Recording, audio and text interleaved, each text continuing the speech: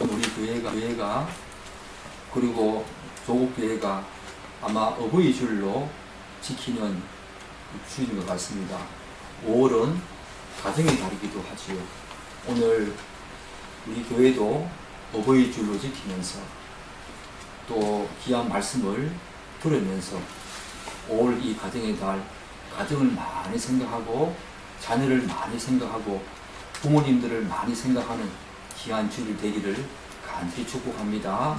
오늘 우리들은 이 어버이 줄이지만 오늘 이 조국교회 그리고 이 조국사회에 부모와 자녀 간의 관계 이전에 아내와 남편, 이 가정의 부모들이 많이 무너지는 모습을 보면서 그리하여서 가정이 많이 어려움을 겪는 과정을 보면서 저는 오늘 아내와 남편 이 관계에 대해서 계속해서 한 달 동안 여러분과 함께 산상수훈을 조금 쉬고 이 아내와 남편에 대해서 집중적으로 한번 말씀을 전하도록 하겠습니다. 오늘은 그 첫 시간으로서 아내들이여 남편에게 죽게 하듯 하라 는 말씀으로 여러분과 함께 하나님의 귀한 말씀을 듣겠습니다. 오늘 에베소서 5장 21절로 23절을 우리가 말씀을 읽었는데요. 바울은 여러분이 잘 아다시피 에베소서 1장부터 4장 초도까지 그 위대한 대교리에 대해서 말씀을 하고 있습니다. 우리가 다 살펴보진 않았지만 성부와 성자, 성령 하나님의 어떠하심과 사역, 예컨대 성부 하나님의 그 놀라운 구원의 경륜과 비밀, 그리고 죄와 허물로 죽은 우리들을 살리신 성자 하나님, 곧 예수 그리스도의 십자가에서 그 화목, 그리고 교회를 하나 되게 하는 성령 하나님에 대한 내용들을 1장부터 4장 초도까지 에베소서에서 바울은 다루게 됩니다.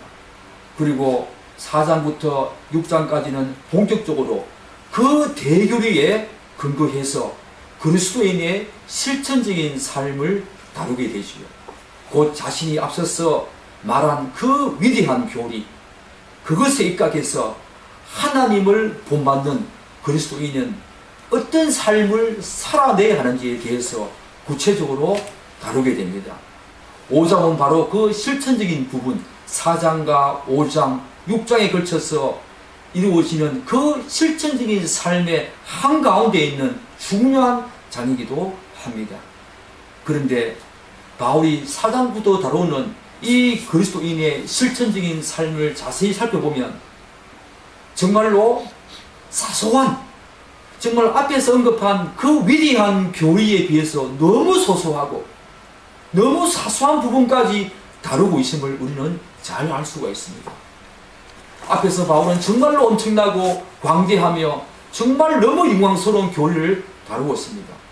그래서 우리가 예상하기로는 그리스도의 삶도 거기에 걸맞게 정말 거창하고 위대하며 큰 것을 우리에게 요구할 것 같은데 바울은 그렇지 않다는 것에 대해서 우리가 다시 한번 놀라야 합니다. 왜 그런가? 왜 바울은 우리에게 이런 소소하고 사소한 그런 부분을 우리에게 요구하는가? 저는 한 세 가지 정도 간략하게 여러분과 함께 제시하고자 합니다.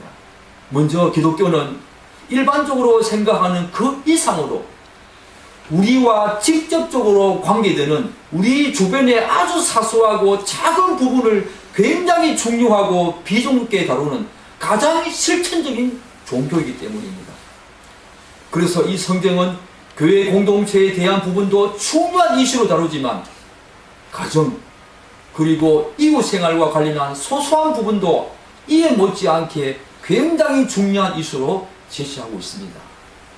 그래서 우리는 성경을 읽으면서 가끔 우리의 눈을 의심할 정도로 이러한 사소한 부분까지 언급할 필요가 있는가라는 의문점을 가질 때도 가끔 있지요. 그게 바로 기독교입니다. 그게 바로 기독교라고요. 그리고 그 이후 두 번째를 보면 기독교는 비록 아주 사소하고 작은 부분이라고 하더라도 그것을 제대로 살아내지 못하거나 소홀히 하게 되면 그보다 더 큰 것을 요구하는 것은 아무런 가치가 없다는 것을 정말 너무나 잘 파악하고 있는 진리의 종교이기 때문에 이러한 사소한 부분과 소소한 부분까지 우리에게 이런 실천적인 삶으로 제시하고 있는 것입니다. 뿐만 아니라 사랑하는 여러분, 기독교는 우리들이 진실로 예수를 믿는다는 중요한 증거를 우리들의 그 삶의 실제적으로 중요한 부분, 예컨대 소소한 가정과 이웃생활에 대한 거룩한 삶을 통해서 하나님과 교회 공동체, 한 걸음 더 나아가서 예수를 믿지 않는 이 자연인들에게 보여주기를 원하기 때문에 이러한 사소한 부분과 소소한 부분의 실천적인 삶을 오늘 우리에게 요구하고 있는 것입니다. 사랑하는 여러분, 오늘 이런 맥락 속에서 본문 말씀을 한번 기억해 보시면 너무너무 귀한 말씀으로 들릴 것입니다. 저 기독교는 소소하지만 결코 무시하거나 소홀히 할 수 없는 삶의 영역에서의 전적인 다름을 드러내기를 바란다는 것입니다. 이를테면 기독교는 죄로부터의 구원, 새하늘과 새 땅에 대한 위대한 소망, 그리고 하나님 나라에 대한 추구, 부활 등 이 세상 어느 종교보다 스케일이 큰 영역과 범주까지 여기저기에서 강조하기는 하지만 그럼에도 불구하고 기독교는 이미 구원받은 여러분과 저 모든 성도들로 하여금 자신의 믿음의 진실성을 이 땅에서의 구체적인 삶 속에서 증거하고 드러내기를 주저하지 않습니다.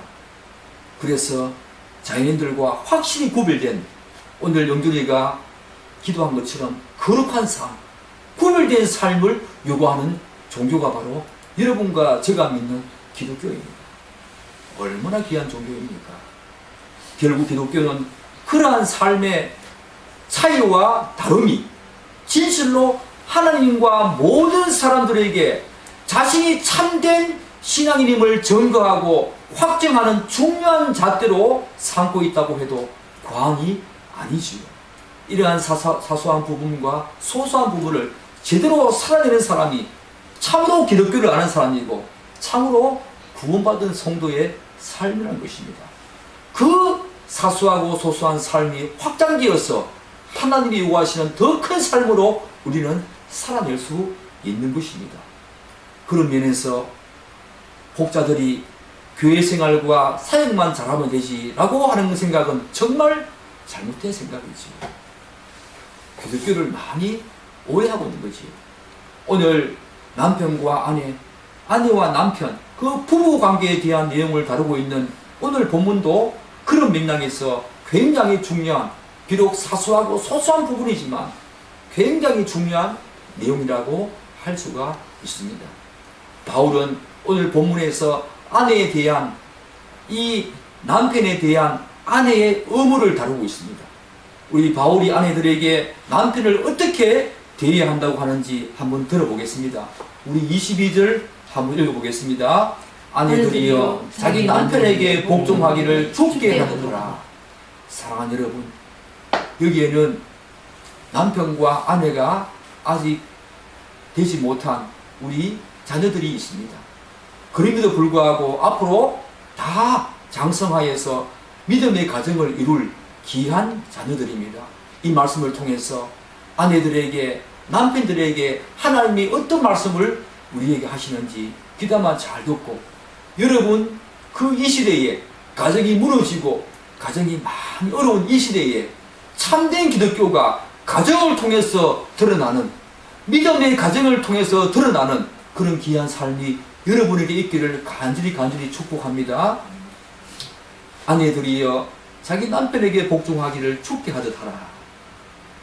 언뜻 들으면 이 말씀은 여성의 권리가 예전에 비해서 훨씬 신당되고 확대된 오늘날과 같은 이 시대는 도저히 우리가 받아들이기도 힘들고 납득할 수 없는 그런 말씀처럼 들릴 수도 있습니다. 특히 이 말씀의 직접적인 대상인 아내들에게는 마치 자신들을 남편의 종이나 하수인처럼 대하는 것처럼 오해할 수도 있는 말씀이기도 합니다. 그러나 사랑하는 여러분, 하나님의 말씀의 완전성과 정확무오성, 영원 불변성, 시대를 뛰어넘는 영원 불변성을 우리는 반드시 기억해야 합니다. 무엇보다도 우리들은 하나님의 말씀을 자신의 상황과 유불리에 따라서, 그리고 이 시대의 흐름에 따라서 선택적으로 듣거나 해석하고 배제하고 제외하는 그런 경우를 많이 보게 되는데, 절대로 그러면 안 됩니다. 이 시대의 정신에 따라서 자기 자신의 유불리에 따라서 선택적으로 말씀을 듣거나 수용하는 경우는 복음을 많이 왜곡시키는 오늘 이 조국교회의 아픔이기도 합니다.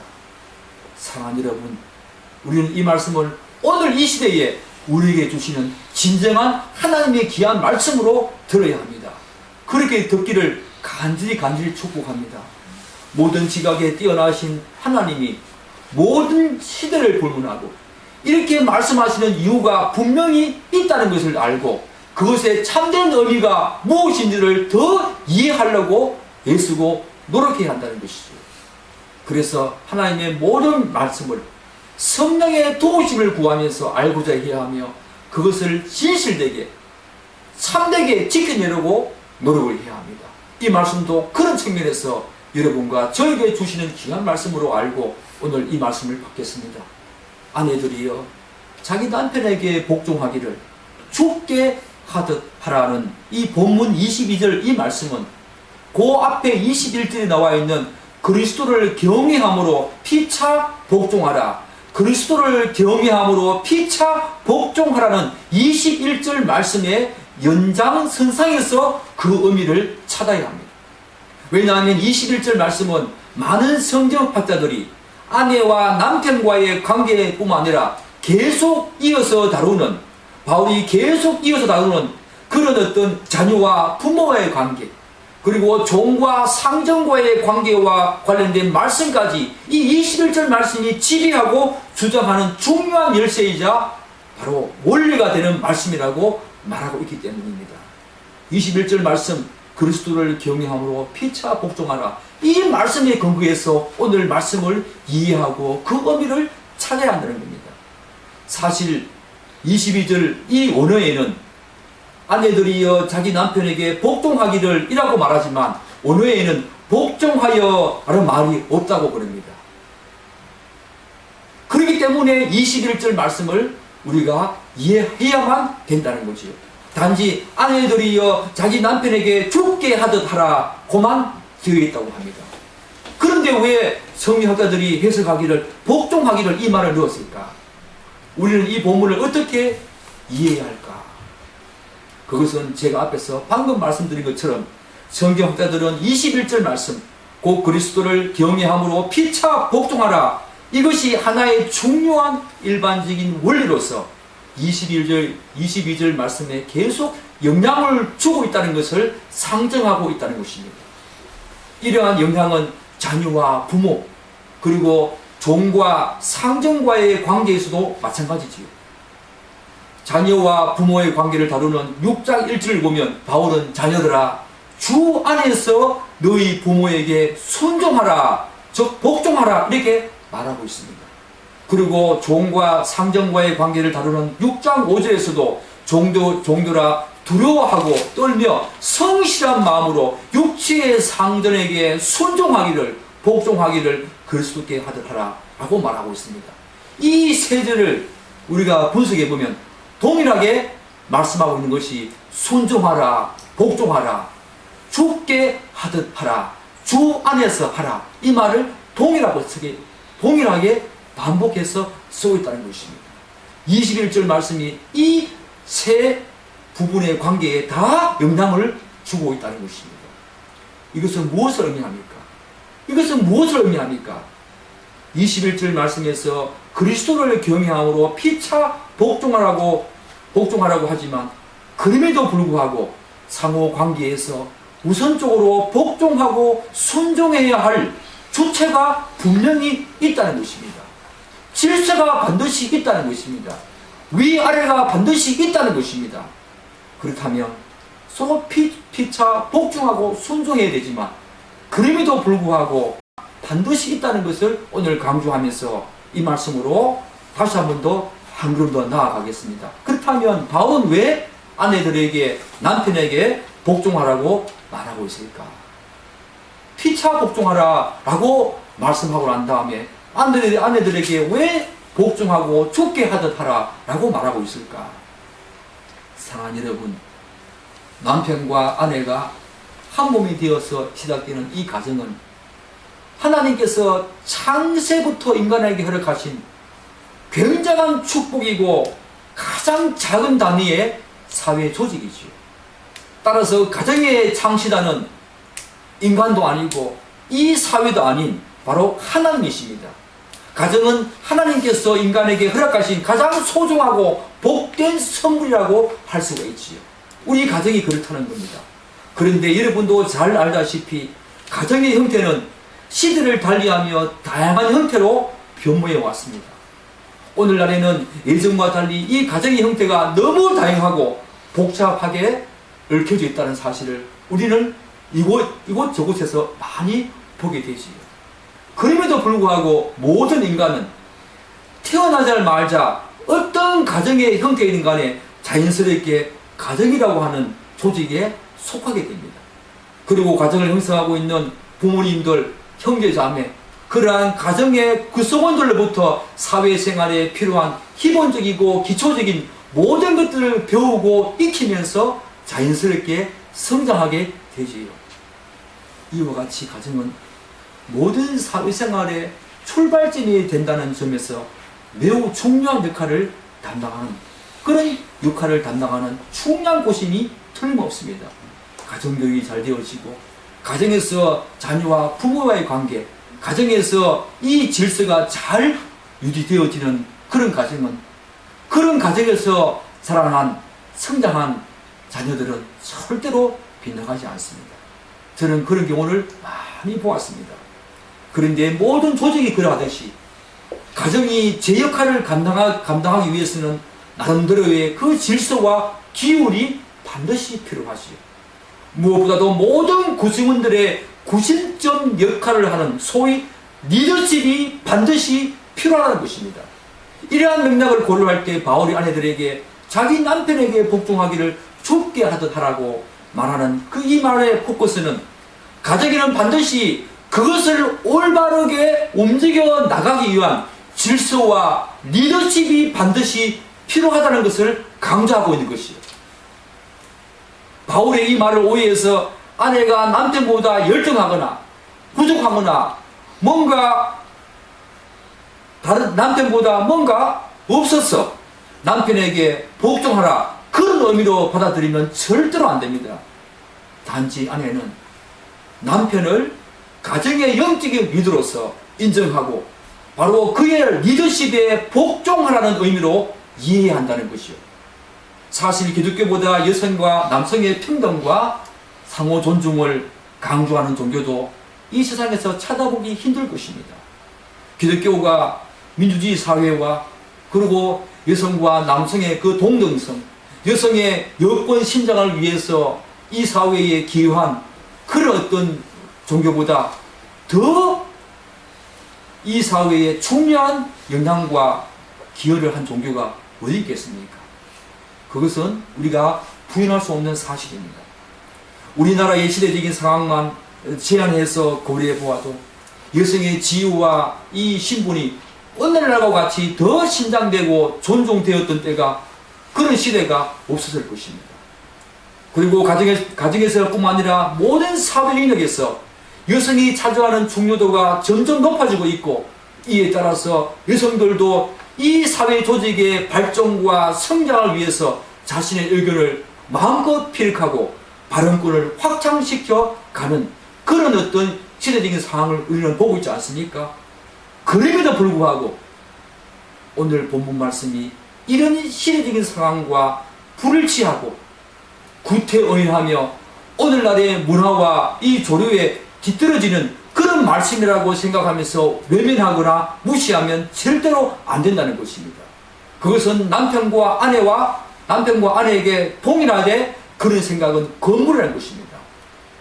우리는 이러한 시대적인 환경 속에서도 하나님이 원하시는 복되고 올바른 가정을 보존하고 유지하기 위해서 모든 문제 상황에서 남편의 최종적인 판단과 결정, 리더십을 반드시 가정에서는 인정해야 한다는 거죠. 아내들은 반드시 남편의 판단과 결정, 최종적인 판단과 결정, 영적인 리더십, 그것을 반드시 인정을 해야 한다는 것입니다.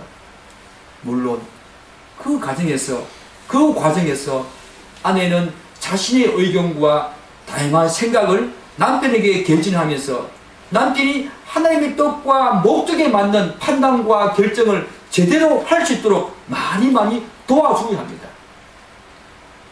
제 아내가 그렇지요. 사실 최종적인 판단과 결정은 제가 하는 경우가 많이 있습니다.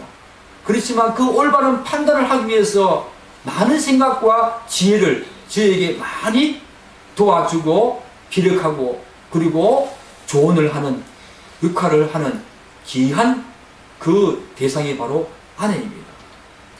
그러나 성경은 분명히 남편을 한 가정의 영적인 리더로 세우기 때문에 특별한 상황에서는 예외가 있다 하더라도 아내는 남편이 최종적인 판단과 결정을 잘 할 수 있도록 남편의 리더십을 반드시 인정할 것을 성경은 오늘 이 말씀에서 우리에게 이야기하고 있고, 골로새서에서 사도 바울은 한 번 더 아내들에게 남편에게 복종하기를 죽게 하라 라고 말하고 있는 부분을 살펴볼 수가 있지요. 사랑하는 여러분, 그렇지만 비록 하나님께서 남편에게 한 가정의 리더십을 허락하시고 하더라도 결코 아내의 조언과 생각을 남편은 무시하거나 소홀히 해서는 절대로 안 됩니다. 왜요? 21절 말씀에 그리스도를 경외함으로 피차 복종하라 라고 하는 이 말씀 때문입니다. 남편은 아내의 조언과 의견과 생각을 끝까지 경청하면서 상호 협력하고 존중하는 가운데 자신에게 주어진 영적 리더십과 가장으로서의 역할을 잘 감당해야 합니다.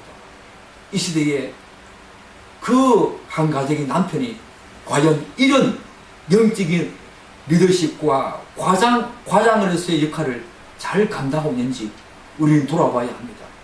혹시 아내가 더 많이 안다고, 아내가 더 똑똑하다고, 아내가 더 지혜롭다고 모든 결정권과 판단과 영적인 리더십조차 아내에게 다 주고 있지 않는지 우리는 돌아봐야 합니다. 그것은 성경적인 의미로 보면 올바른 가정이 아니고 하나님이 원하시는 가정이 아닙니다. 저는 분명히 말씀드립니다. 저는 제 생각과 오늘 이 시대의 시대적인 흐름과 풍조 속에서 여러분에게 말씀하는 것이 아니라 하나님의 말씀, 영원 불변하고 시간과 시대를 초월해서 정확무한 영원 불변한 하나님의 말씀을 지금 전하고 있습니다. 성경은 그렇게 말하고 있지 않습니다. 또한 아내는 남편의 영적 리더십을 인정하면서도 자신에게 주어진 역할을 절대로 간과해서는 안 됩니다. 즉 아까 제가 말씀드린 것처럼 남편이 올바른 판단을 할 수 있도록 돕는 대표로서의 그런 지혜를 충분히 풍성히 잘 발휘해야 한다는 것입니다. 사랑하는 여러분, 하와가 뱀의 유혹에 넘어가면서 범죄할 때의 상황을 한번 묵상해 보십시오. 그 영적인 리더십과 최종적인 판단과 결정을 하와는 남편에게 묻지 않았습니다. 남편 아담에게 가서 이 뱀의 유혹에 넘어가기 전에 남편 아담에게 가서 묻지도 않고 자기 혼자 결정함으로 판단함으로써 아담의 영적 리더십을 무시하고 간과했습니다. 그 결과 이루 말할 수 없을 정도의 비참하고 암담한 현실이 오늘 우리에게 주어지지 않았습니까? 이것은 정말 중요한 것입니다. 가정에서 영적 리더십과 최종적인 판단과 결정이 무너질 때에 오늘 우리에게 이 시대가 어떤 시대입니까? 죄책과 죄의 오염으로 하나님의 심판과 우리의 모든 타락으로 말미암아 하나님의 심판과 징계가 주어지고, 예수 믿지 않는 사람들은 다 하나님이 원하시는 곳이 아니라 하나님의 일반 은총조차도 전혀 없는 영원한 어둠이 있어야 되는 그런 결과가 초래되지 않았습니까? 저는 아담의 이 하와의 그 결정에서 결정적인 영적 리더십이 무너졌구나. 오늘 이 시대가 바로 그런 영적 리더십이 무너지면서 곳곳에서 가정이 나고는 이 든든한 댐이 다 무너지고 있고 다 허물어져가는 모습을 보면서 너무너무 안타깝다. 너무너무 안타깝다. 라는 생각을 많이 하게 됩니다. 하와는 분명히 돕는 배필로서 세워졌습니다. 여러분, 아담의 영적 리더십 어떤 것이 아십니까? 창세기 2장 20절을 보면 아담이 모든 가축과 공중의 새와 들의 모든 짐승에게 이름을 지어준 그 존재가 바로 아담이었습니다. 하나님은 하와를 아담에게서 그 갈빗대를 가지고 하와를 창조한 후에 둘이 같이 모든 생물의 이름을 붙여주라고 하지 않고 아담이 홀로 있을 때 그로 하여금 영적 리더십을 발휘해서 모든 생물의 모든 짐승의 그 이름을 아담에게 지어주라고 했습니다. 아담의 영적 리더십은 정말 위대했습니다. 만약에 하와가 남편 아담의 그 영적 리더십을 인정했더라면, 그래서 뱀이 유혹할 때에 가서 한 번이라도 물었더라면 어떤 상황이 벌어졌을까 한번 곰곰이 생각해 보십시오. 여러분, 정말 중요하지 않습니까? 오늘날 질서와 영적 리더십이 분명히 서 있는 가정이 점점 중요시되는 이유는 대부분의 가정들, 특별히 또 심지어 믿음의 가정에서조차도 남편의 입지가 점점 축소되고 있기 때문입니다. 그로 말미암아 남편의 리더십이 제대로 작동하지 않거나 위축되면서 가정의 질서가 무너지고 어그러지는 현실을 우리는 지금 곳곳에서 찾아볼 수 있지 않습니까? 이러한 현실은 단순히 부부 관계에서만 영향을 미치는 것이 아니라 가정의 보호와 돌봄을 받아야 하는 살아나는 이 시대의 자녀들에게 대단한 부정적인 영향을 미치는 것도 틀림없습니다. 한 걸음 더 나아가서 사회 전반에 부정적인 영향을 끼쳐서 심각한 사회적인 문제를 야기시키는 주요 원인이기도 합니다. 이 가정의 영적 질서, 이 가정의 영적 리더십이 올바로 세워지지 못함으로 말미암아 오늘 조국 교회에, 오늘 조국 사회에, 세계 곳곳에서 어떠한 지대적인 현실이 낳는 그런 부작용이 우리에게 직면되고 있는지 우리는 똑똑히 보고 있지 않습니까? 사랑하는 여러분, 가정에서의 올바른 부부관계는 기타 모든 관계성의 핵심이요 건강한 사회를 위한 출발점이 된다는 점에서 매우 중요한 부분입니다. 때문에 바울은 남편과 아내와의 이 부부관계를 먼저 언급한 후에 그러고 난 후에 자녀와 부모의 관계, 그리고 종과 상전과의 관계를 차례로 언급하고 있지 않습니까? 이 부부의 관계, 남편과 아내와의 관계가 모든 관계의 출발점이라는 겁니다. 부부 관계가 어그러지면 모든 관계가 어그러진다는 것입니다. 자녀와의 관계도, 이웃과의 관계도, 그리고 한 걸음 더 나가서 하나님과의 관계도 다 무너진다는 것입니다.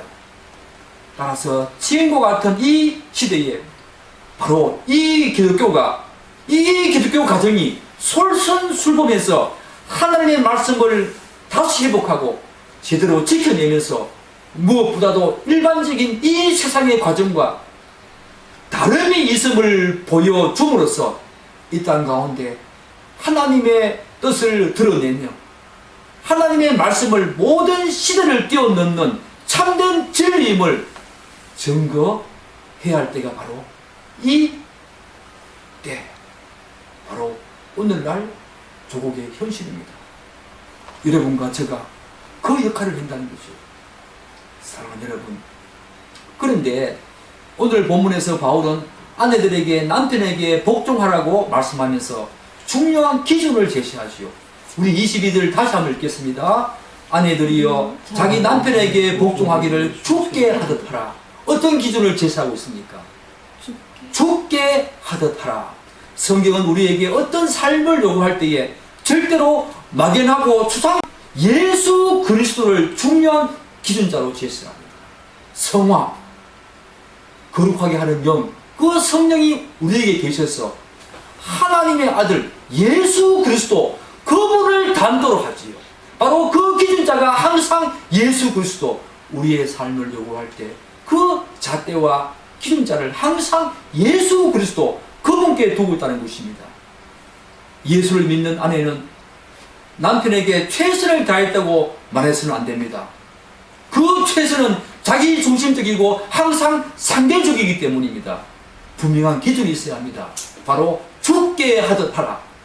자기가 최선을 다했다, 그런 마음을, 그런 생각을 가져서는 안 되고 항상 죽게 하듯 하는 그런 분명한 기준을 가지고 남편을 대하고 자녀를 대하고 이웃을 대해야 한다는 것입니다.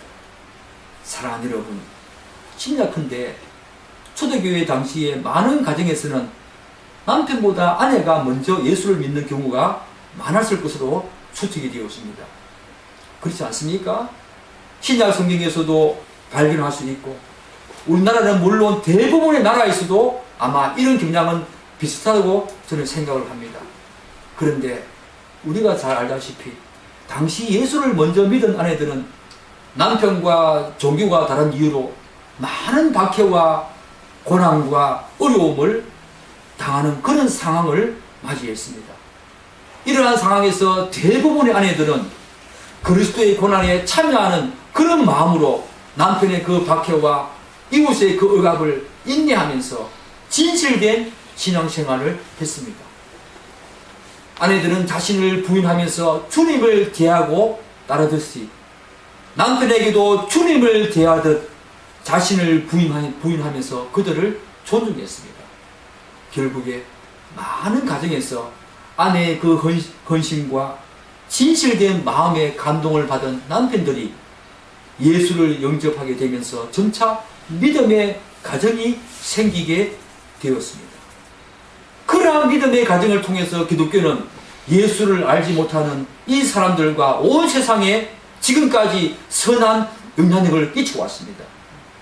다시 말씀드려서 한 가정의 변화는 세상에 하나님의 나라를 전파하는 중요한 역할을 감당해 왔다는 것이요. 그것이 바로 오늘날 기독교가 이렇게 성장하고 부흥하게 된 초석이 되었다는 것입니다. 이를테면 당시 많은 아내들은 남편과 다른 사람들부터 온갖 고난과 박해를 받으면서도 끝까지 자신의 믿음을 지키면서 남편의 리더십을 인정하며 남편에게 복종했습니다. 한 가정의 아내와 남편이 그리스도인이 되었을 때 가장 우선적으로 있게 되는 변화는 바로 부부관계의 변화라고 저는 생각을 합니다. 이것으로부터 모든 관계성이 새롭게 되어지고 변화되어지고 회복되어진다는 것입니다. 그들은 주님을 섬기듯이 남편에게 헌신하면서 자신의 믿음이 얼마나 참되고 진실된지를 밝히 증거하고 드러냈습니다. 사랑하는 여러분, 지금 바울이 바로 아내들에게 그 점을 권면하고 있다는 것입니다. 다시 회복해야 될 아내와 남편과의 관계가 바로 이렇다는 것입니다. 주님을 위해서 온갖 헌신과 진실된 믿음을 견지한다고 하면서 가정에서는 남편을 무시하고 업신여기며 심지어 가정을 내팽개치고 자신만의 삶을 살려고 하는 그런 사람들, 그런 아내들이 과연 예수님을 제대로 섬기고 있다고 말할 수 있겠습니까? 그런 사람들은 예수를 주님으로 섬기고 있지 않을 뿐더러 예수를 아직까지 제대로 알지 못하는 사람들이지요. 올바른 부부관계는 바로 그리스도와 자신과의 관계가 어떠한지를 증명하고 확정하는 잣대이자 척도입니다. 올바른 부부관계에서 아내가 남편에게 해야 할 의무, 남편이 아내에게 해야 될 그 의무를 제대로 하는 그런 어떤 사람이 자신과 그리스도의 관계가 얼마나 진실되고 참된지를 증명하고 확정하는 잣대이자 척도입니다. 결국 본문에서 바울이 아내들이여 자기 남편에게 복종하기를 죽게 하듯 하라는 이 권면은 자신들의 남편들에게 주님께 복종하고 주님께 복종하듯이 남편에게도 복종하고 주님을 섬기듯이 그렇게 대하면서 자신의 믿음이 가짜가 아니고 진실되고 참된 믿음임을 드러내고 증거하며 확증하라는 의미지요. 그렇다고 해서 모든 상황에서 그렇게 하라고 오해해서는 안 됩니다. 모든 상황에서 그렇지는 않습니다. 사랑하는 여러분, 이제 죽게 하듯 하라라고 그 기준자를 분명히 제시한 바울은 곧바로 아내들에게 왜 남편에게 복종하기를 죽게 하듯 해야 한다고 하는지 그 이유를 분명히 제시합니다. 우리 23절 한번 읽겠습니다.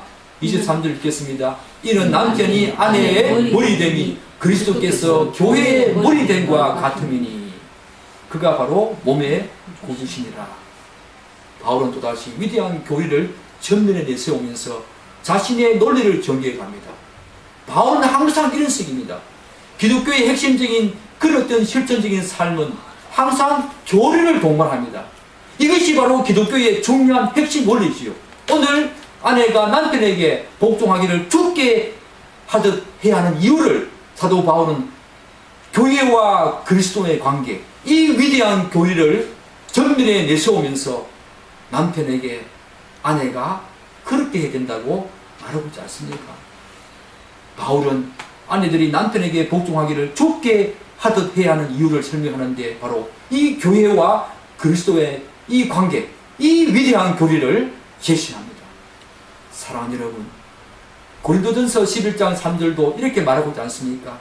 그러나 나는 너희가 알기를 원하노니 각 남자의 머리는 그리스도요 여자의 머리는 남자요 그리스도의 머리는 하나님이시라. 여러분,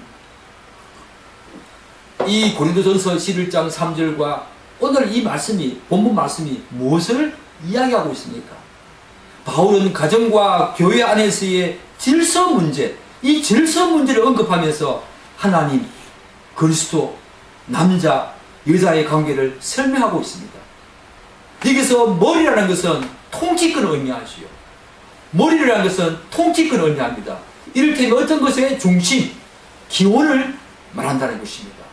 물론 그리스도가 남자의 머리라는 이 의미는 비단 창조의 원리에서 그리스도가 남자의 기원이란 말은 아닙니다. 바로 창조와 구속적인 측면 모두에서 그리스도는 남자의 머리, 남자의 통치권이 된다는 것입니다. 그래서 바울은 구속과 질서라고 하는 측면에서 남녀의 관계를 설명하기 위해서 그리스도가 남자의 머리라고 강조하고 있습니다. 우리가 잘 알다시피 몸도 우리에게 너무너무 소중하고 중요하긴 하지만 몸은 어디까지나 머리에 의존하기 때문에 머리에 종속되지요. 머리와 몸의 이러한 관계가 깨어지고 무너지면 우리의 몸은 제대로 기능을 하지 못해서 비정상적인 몸이 되거나 생존을 보장하기 힘든 그런 상황이 발생하게 되겠지요. 머리가 그만큼 중요하다는 것입니다. 그런데 여기에서 한 가지 짚고 넘어가야 될 부분이 있습니다. 뭐냐 하면 그리스도가 남자의 머리가 된다는 말은 분명 종속관계를 의미합니다. 그러나 남자와 여자 그리고 그리스도와 하나님과의 관계는 그런 종속관계가 아닙니다. 앞에서 강조한 대로 질서와 구속적인 측면 그리고 사역적인 측면에서의 이 존재론적인 관계를 나타낸다는 것을 결코 잊어서는 안 됩니다. 창조 질서와 존재론적인 측면에서 볼 때 여자의 머리는 분명히 남자라는 것입니다. 사랑하는 여러분, 우리 하나님이 어떤 하나님이십니까? 바로 질서의 하나님이십니다. 창조 시에도 이틀 동안 질서 있게 창조를 했지요. 바로 질서의 하나님이십니다. 그것은 삼위 하나님의 관계에서도 잘 드러나지요. 성자의 머리는 바로 성부이십니다. 바로 성령의 머리는 바로 성자이십니다. 물론 속성이 이런 종속관계를 의미하는 것이 아닙니다. 사역과 구속적인 측면에서 바로 철저한 질서가 있다는 것입니다. 그렇기 때문에 그 질서의 하나님은 우리 가정에서도 질서를 요구하고 있고, 그 질서를 유지하기 위해서 반드시 영적인 리더십이 있어야 한다고 우리에게 오늘 바울을 통해서 이야기하고 있는 것이요. 사랑하는 여러분, 창세기 2장 18절과 22절은 이렇게 말하고 있지 않습니까? 여호와 하나님이 이르시되 사람이 혼자 사는 것이 좋지 아니하니 내가 그를 위하여 돕는 배필을 지으리라 하시니라.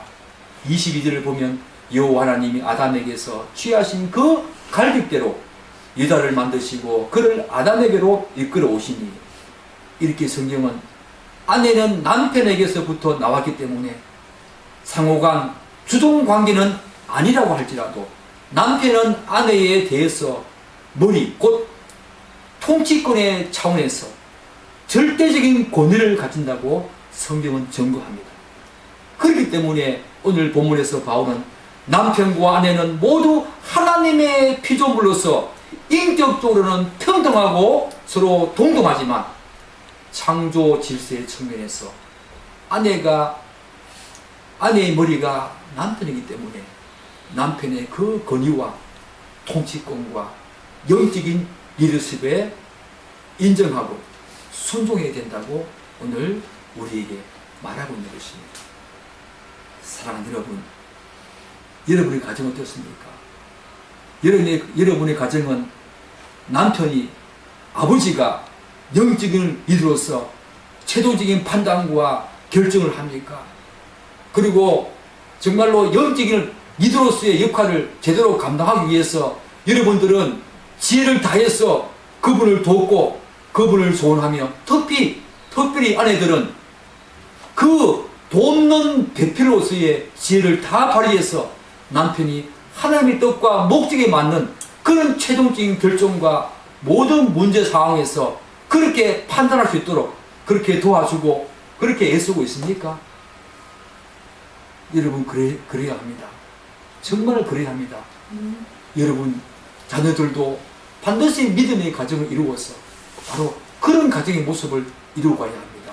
바로 영적인 리더십과 질서가 분명히 있는 기독교 가정, 그 가정이 오늘 이 시대에 허물어져 가는 모든 가정을 다시 회복시키고 다시 이렇게 세우며 다시 제자리로 돌려보낼 수 있는 그런 중추적인 역할을 감당해야 한다는 것을 여러분들은 반드시 기억할 필요성이 있다는 것입니다.